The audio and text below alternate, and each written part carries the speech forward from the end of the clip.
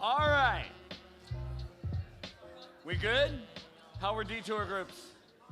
Good, good? All right. So, somebody define for me insecurity. What's a definition of it? It can be in your own words. Something you don't like about yourself? Not feeling good about yourself, for sure. What else? When you're insecure, you care maybe too much about what other people think of you. Lack confidence. Anything else? You feel judged? Yeah. So here's the definition. Uncertainty or anxiety about oneself. Lack of confidence. Now, in a move of confidence, raise your hand if you have ever felt insecure.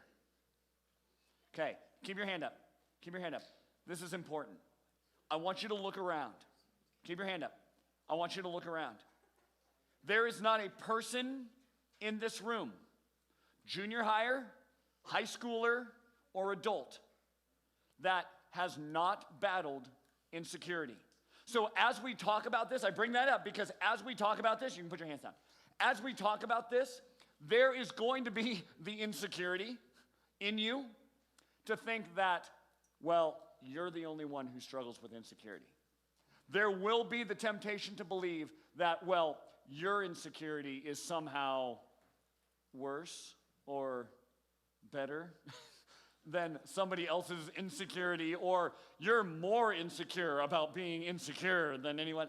So there will be that temptation, and I want you to just recognize this impacts every one of us in this room. Everyone. And there are varying degrees, and there are varying issues that create deeper senses of insecurity in us. But every one of us battles this.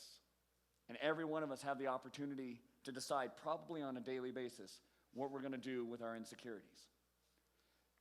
We started talking last week about Hernando Cortez. He sailed from Cuba in 1519 to the Yucatan Peninsula in eastern Mexico. And he was sent there with, I have the statistics here, 11 ships, 500 soldiers, 100 sailors, 16 horses, and a few cannons. And they went there to try and get some of this gold and silver that the Aztec people had. And so he goes and he recruits his army. He goes around, while he's in Cuba, he goes around and he picks the guys. He's like, okay, soldiers, soldiers, soldiers, sailors, sailors, soldiers. All right, and he gets the guys that he believes is going to be successful in being able to get this gold and silver. And he tells these guys, hey, this isn't going to be easy. He warns them ahead of time, hey, it's going to be a long voyage across the sea. When we get there, we're going to have to fight hard. It's a different culture, it's a different land, but are you with me? And before they set sail, they're like, yeah, we're with you. So they set sail, they head across, and about halfway across the sea, they start going, is this worth it? Man, how tough is the fight gonna be? Man, maybe this wasn't such a good idea. I left everything that was important to me back in Cuba. Maybe this would, and Hernando goes, no, wait, what? Wait. And he hears this whining and this grumbling and this fear and this insecurity that the sailors and his soldiers were experiencing. So they land in the Yucatan Peninsula. They get off the boats, and he starts assigning things to people and starts getting them ready for the battle that's gonna be ahead in a few days. Finally, the day comes where they think, all right, here it is. We're going to head off to battle. He gathers everybody up. But rather than the rah-rah speech, rather than the you can do it, right? And rather than pumping everybody up, he goes, hey guys, I know that this has been tough so far. I know we're in a place that you don't recognize. I know we're going to be battling against people that you're unsure of what this is going to be like. And you've looked around and you've seen that life is kind of hard and you're insecure and you're not sure. So I'm going to fix that. Here's how we're going to fix that. And he calls his generals over. He said, I want you to get in the rowboats. I want you to sail out. And I want you to set the ships on fire. These 11 boats that brought us over here, these boats that could just as easily take us home because life gets hard. And what if things don't go the way we want them to? I want you to set them on fire. I don't want that escape. I don't want those ships to be available for us to continue to jump back on. So his generals get in the little rowboats and they row out to the ships and they set the charges. And that evening, all those sailors and all those soldiers watch their only way home go up in smoke. Talk about insecurity, right?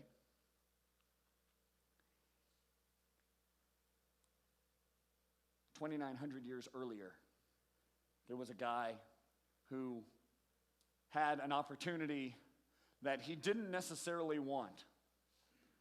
Joshua, who had been Moses' assistant, his secretary, his aide, his page, whatever the term was for it, Moses comes to him and says, hey, it's now going to be you who leads the children of Israel, over 1 million people, who leads them into the land that God has promised us.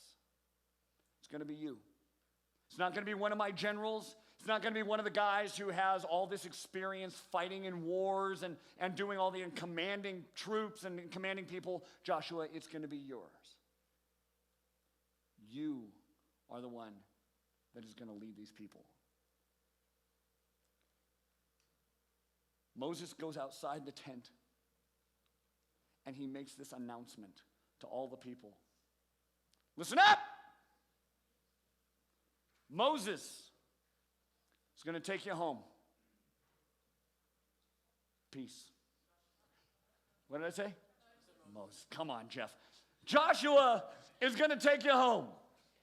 And then Moses goes up onto Mount Nebo and doesn't come back. He gone. Right? And the entire nation of Israel is looking at Joshua going, your move.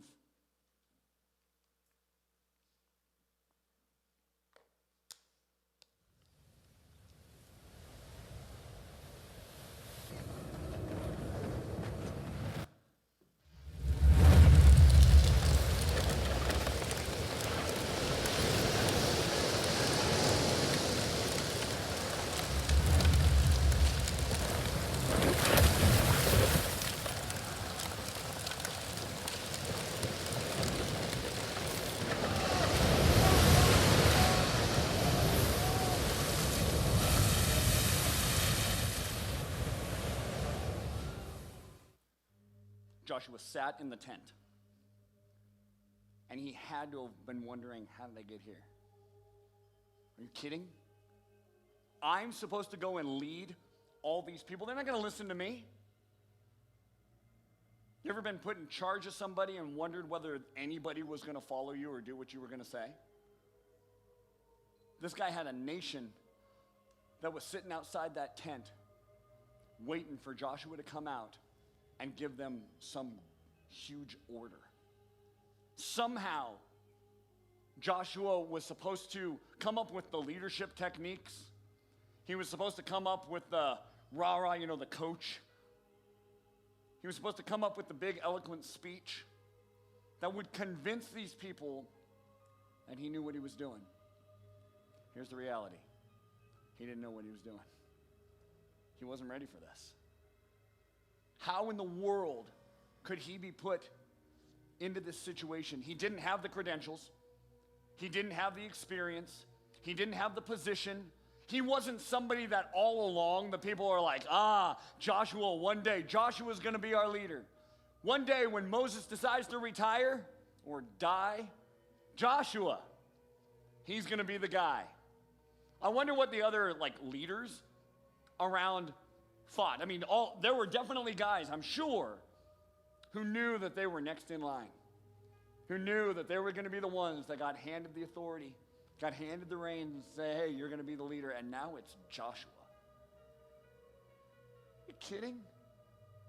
How is he supposed to do this? And as he sits there in his tent, the ship of insecurity begins to call to him. Begins to call to him in ways of remembering things that he did where he really screwed up. Can you think of some things in your own life where you're like, oh yeah, that was a mess? Some ways you screwed up, some mistakes you made, some way that you were a knucklehead. Joshua had those too. And as Joshua sat in that tent, the ship of insecurity begins to go, hey, just get on. I'll take you back to being nobody. I'll take you back to a place where you're not going to have to make all the big decisions, where nobody's going to be looking to you to solve their problems. Come on, get on this ship of insecurity and you can just go back to being comfortable. You can go back to being what you think you should be, a nobody.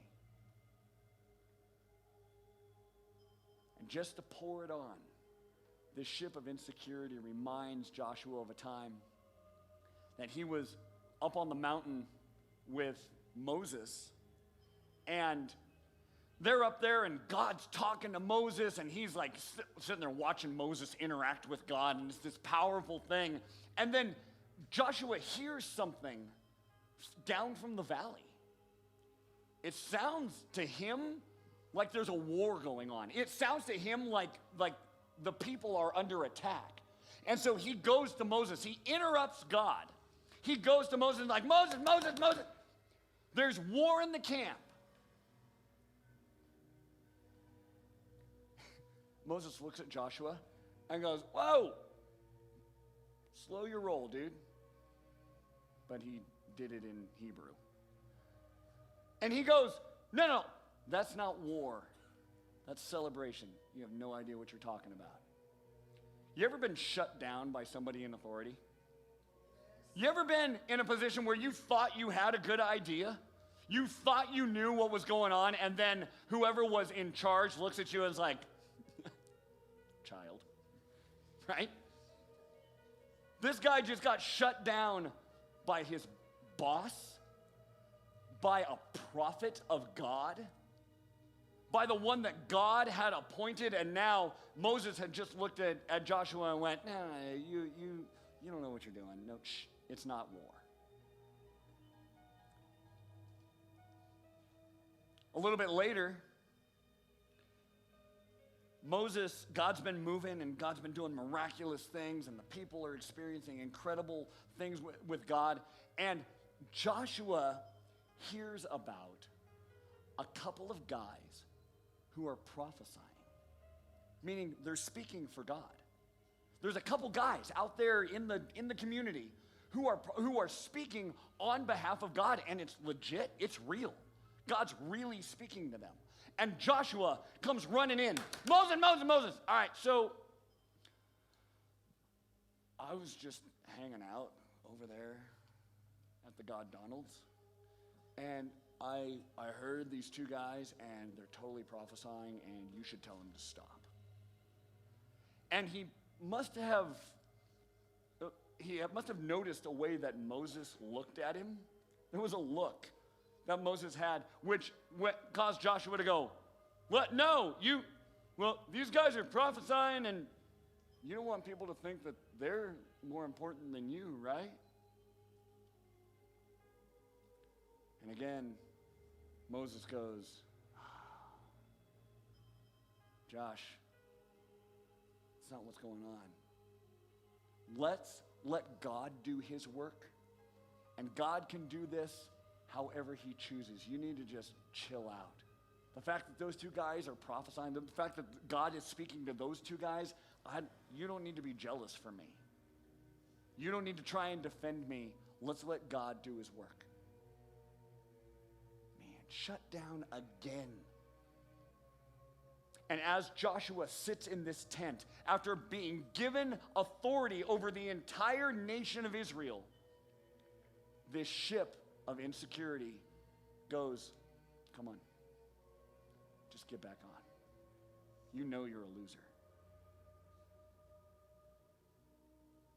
I want to encourage you guys right now as we talk about this, take this really personally. Because every one of us in this room have that ship calling to us. We have that ship that's saying, man, remember that time you messed up? Remember that time you were an idiot? Remember that time you didn't know what you were talking about? Remember that time you failed?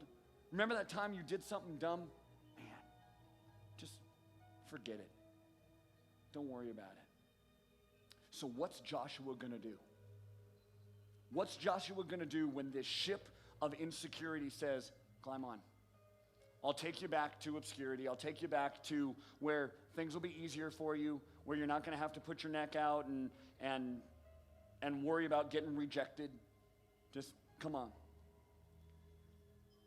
And we've all experienced this in different ways. Let me see if any of you have been in one of these situations. You saw someone being bullied, and you didn't step up. Now, maybe there was the fear of physical harm. Okay, that's real. But I'll bet most of us have been in a situation where you see someone getting picked on, you see someone getting bullied, and you know you should step up and be like, hey, not cool. But you don't, because it's probably not going to matter. Or, man, who am I to stop them? Who am I to stand up for them? How about this? You're in a situation where you and all your friends are there, and there's one or two people who kind of new. Or maybe they haven't been on the team for very long, or they haven't been coming to youth group for very long, or they're not part of your friend group, and you feel like you should go talk to them. You feel like you should approach them and be like, hey, man, I'm Jeff, how's it going? But you don't. Because that insecurity in you goes, they just want to be left alone. That ship of insecurity calls to you, going, what, you're going to go over there? They don't want to talk to you. You're a dork. You know what? They don't want to talk. Just leave them alone. What are you going to say to them? Are you going to strike up a conversation? You're not even good at talking. So you walk away. It's not mean. It's not that you're trying to leave somebody out, but you climb right back on that ship of insecurity and go, well, no, that's okay. It would have been awkward. We don't like awkward, do we? What about a time when you felt like you should pray for somebody? Maybe it was in detour group, maybe it's a youth group, maybe it's at school. Somebody talks to you about something going on in their life. Their parents are splitting up. It's really stressful. Times are really stressful in their life. They're struggling in a class or whatever. And the thought occurs to you, maybe because you heard it at youth group or whatever, but the thought occurs to you, I should pray for him. And maybe you tell him you will pray for him.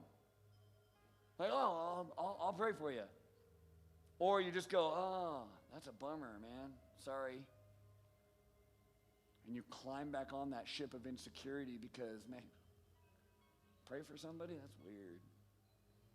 I don't want them to think that I'm weird. And this is what Jesus talks about when he says that the devil is like a lion on the prowl looking for somebody to devour. You guys, we get devoured by the ship of insecurity. Where God has something for you. God has life. There's life ahead. But instead, we hop back on that ship of insecurity because, I don't feel like I'm enough. I don't feel like I can do this. And so I'm just gonna run away. And this is what we see with Joshua. He's got a decision to make. Get on the ship or follow God's lead. Moses, my servant is dead. This is God talking to Joshua. Moses, my servant is dead. Therefore, the time has come for you to lead these people, the Israelites, across the Jordan River into the land that I'm giving them. I imagine this is like being on a team and you get tapped by the coach to go in and pitch when the bases are loaded in the bottom of the ninth inning. You're like, why do I have to? It's like being asked by the choir director or the band director to play the solo on the night of the concert because the soloist is sick. So it's these kinds of things times 100, where God taps Joshua and goes, hey, Moses is gone. Tag, you're it. Here's what God promises. I promise you what I promised Moses. Wherever you set foot, you will be on the land I have given you.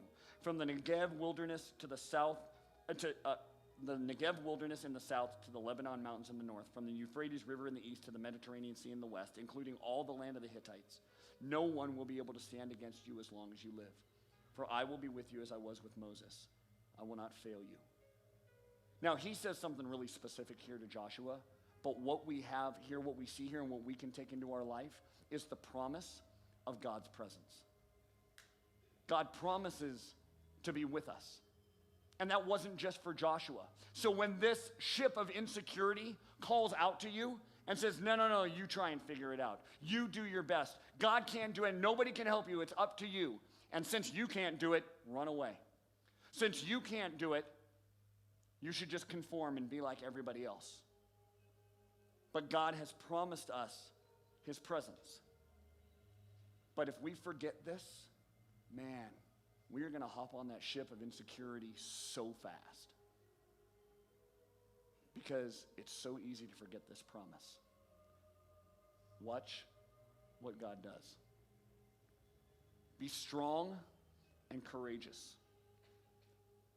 For you are the one who will lead these people to possess all the land I swore to their ancestors I would give them.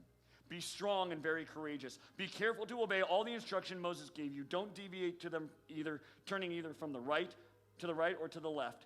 Then you will be successful in everything you do. Study the book of instruction continually. Meditate on it day and night so you will be sure to obey everything that is written in it. Only then will you prosper and succeed in all you do. This is my command. It's a command from God. Be strong and courageous. Do not be afraid or discouraged, for the Lord your God is with you wherever you go. Be strong and courageous. God had to say this over and over and over again. Be strong and courageous. Don't be afraid. Be strong and courageous. God wants to say that to you tonight. I don't know what you're facing, but God wants to say that to you tonight. Be strong and courageous. Don't be afraid. Now, we can take that meaning like, okay, I'll be more brave. How many of you have ever been in a situation where bravery just doesn't count?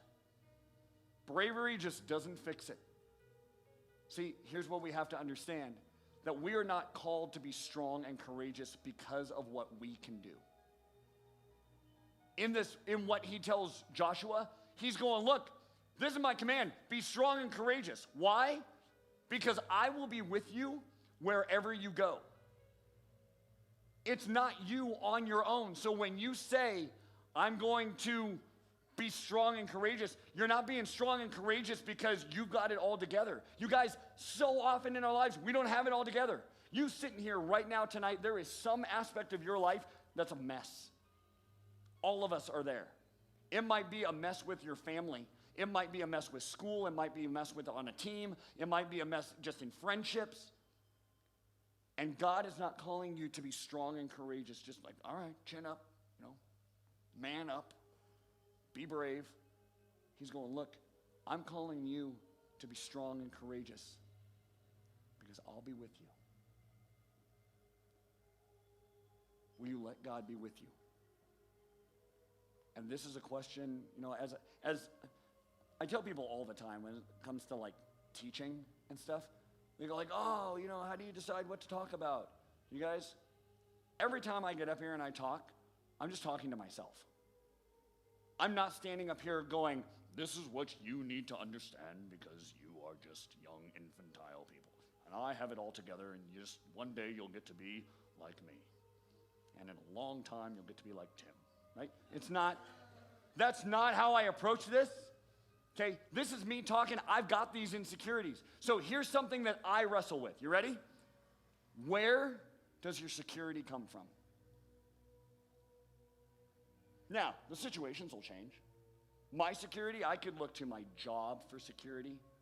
I could look to my wife for security. I could look to how much money I make for security. I could look to you guys and how you treat me or respond to me for security. And it's so easy for me to forget that God calls me to be strong and courageous, not because I'm able to do it, not because I deserve it, but because He's with me. You guys, what is God longing to do in your life?